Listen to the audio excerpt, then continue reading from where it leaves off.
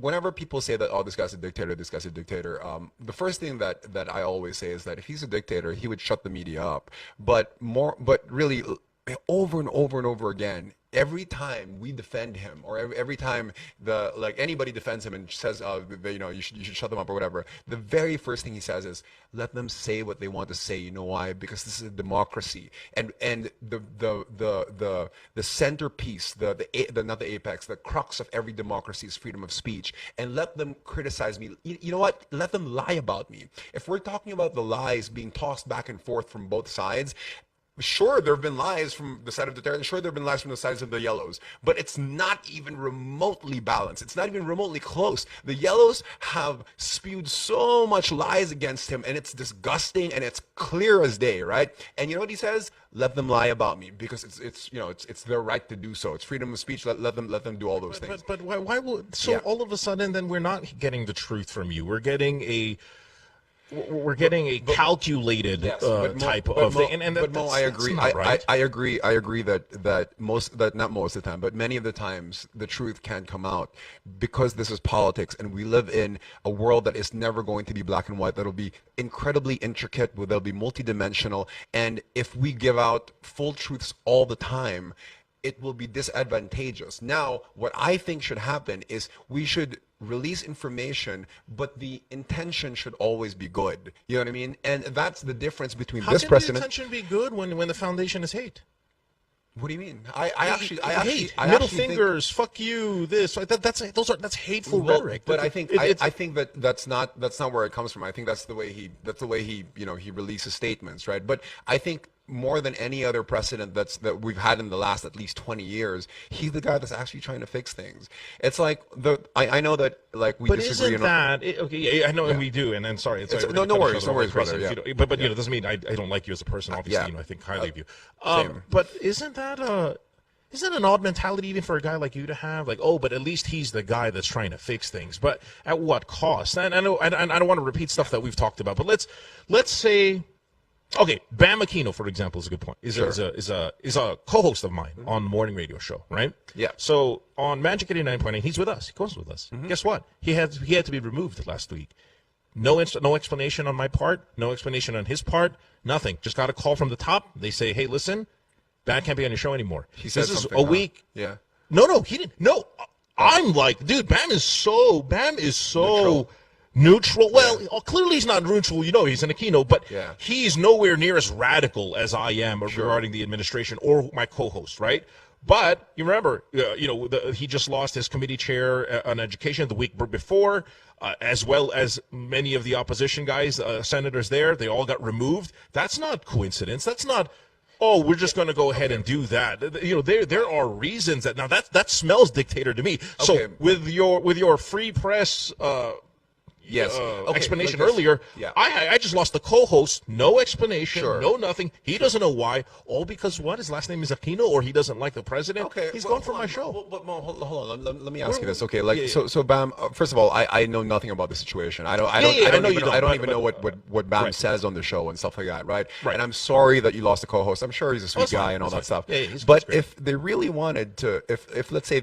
First of all, I think Duterte had nothing to do with this, okay? I think that maybe one of the Magic 89.9 bosses said that, he should be removed or whatever like that. But it did not, my gut says it did not come from Malacanang. If they really, really, really wanted to silence somebody, they would silence the person that criticized Duterte the most. And they're never going to remove No, but it's not, it's not about my show. I'm talking about, it's about lessening the power of people in government who don't side with you, starting with everyone from the vice president to all of these other senators, them losing their ability to influence law, legislation, so to push the agenda of the administration. That's how I see it. Again, I am not, and you know what I hate is because you're anti-Duterte, you must be an Aquino supporter. No, no. Actually, I was not very happy with President Aquino myself. It just so happens Bam is on my show. It doesn't mean that I'm a yellow, as many of you guys put it. Right. In fact, I'm very critical. Hated Mar Rojas as a candidate. All of it. Right. So anyway, my point being, it's not silencing Bam on my program. My program's not important enough for the president to be involved. It's silencing people in government who can make a difference so I can push my agenda. Okay. And removing Bam from the show was probably the 100th thing on their list, if there was a list, right? Yeah. Okay, all right. I don't want to make ourselves important. Okay, so I want to start. I want to start with this precedent. Okay, so you and I, let's say we're not pro and anti-Duterte, but you and I are just pro Philippines. Agreed? We can find common ground on that. Okay, yes. Okay, so you and I are both going to be anti-innocent lives dying, but we're going to be pro Duterte giving 1 billion pesos in free medicine. Common ground? Yes. Yeah, but my thing is, where'd you get that money? Because the thing is, like, it has to be clean money, though. In my sure, opinion. okay, that's fine and all that stuff. But here's the thing, okay, if we're talking about silencing people in the government or whoever can make a difference, you have please try to take this into consideration. Every major outlet in the country that are worth billions, who have the biggest reach, almost all of them are anti-Duterte. ABS-CBN, GMA, Rappler, Inquirer, these are the biggest media outlets, all mainstream media. And yet you sound like Sean Spicer right now. What is that? Sorry. You sound like Trump's fucking press secretary when he just last night he was saying the same thing. All major media outlets. No, New but York here's Times, the thing. CNN, I think though. Here's the thing though. This is the reason why I think we live in really, really tricky times. Is because I think that all mainstream media is a piece of shit. I'm not even going to use the Philippines right now. Let's talk about let's talk about the States.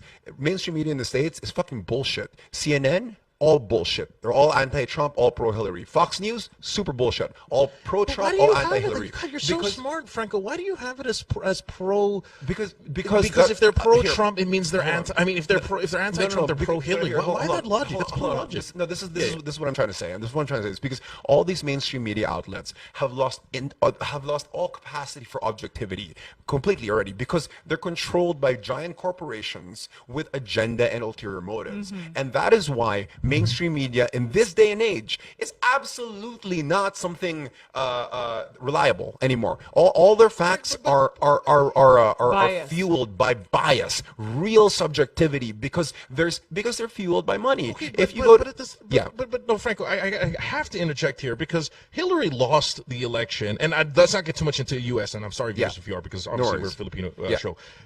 Hillary lost the election, in my opinion, because of the media exposure regarding her emails, all that bullshit, right? Yeah.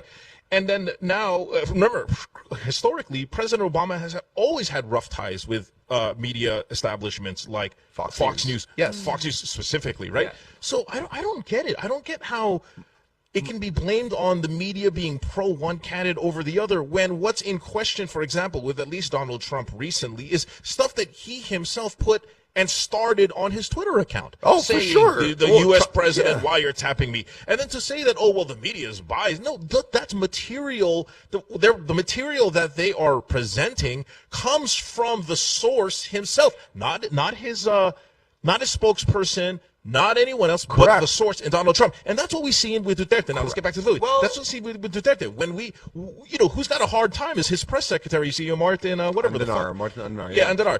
He's sitting there struggling because he has to explain in a more political and a more diplomatic way what the fucking crazy fucking president just said. Yes. Very much like what the White House has to do with Donald Trump. Yeah, I think Trump's a piece of shit and he's a fucking idiot, and I think that's very clear, right? With Duterte, but here's the thing. We can keep the comparisons going on and on and on. If you'd like, give me a specific situation where Duterte said something, and if you're right about it, I will on air right now say that, oh yeah, Mo, you're absolutely right about it. But if let's say that there's misinformation, then I'll be like, oh Mo, this is what he actually meant. Because it's very hard to have let me think. You know what I mean? It's very hard to have a general. Right. Yeah, you know what I mean? Something like that. Right. If we specify something, I'm more than happy to explain for it. But this is what I would like I guess everybody to know. I openly criticize him all the time. Like, I thought the Marcos burial was fucking horrible. I thought that when he cracked the rape joke a year ago, I thought that was disgusting.